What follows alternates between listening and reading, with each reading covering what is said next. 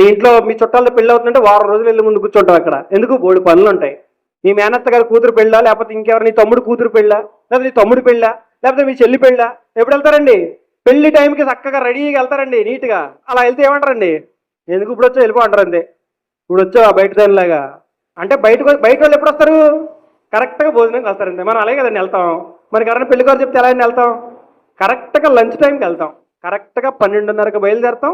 అరగంటలో అక్కడికి వెళ్ళిపోవచ్చు. 1 గంటకి భోజనం పెడతారు. ఒక అరగంట వెయిట్ చేసినా 1 గంటన్నరకు భోజనం చేయొచ్చు. 2 గంటలు మళ్ళీ రిటర్న్ అయిపోవాలి. ప్లానింగ్ ఎవరు? మనమే. బయట వాళ్ళవి. అది ఇంట్లో వాళ్ళు అయితే వారం రోజుల ముందు వెళ్ళిపోతారండి. ఎందుకు? మా ఇంట్లో పెళ్ళి మనది అనుకున్నప్పుడు ముందుగా ఉంటున్నావు. మరి నీ దేవుని సన్నిధి నీది కాదా? నాది కాదా? చెప్పండి. ఎందుకు లేటు?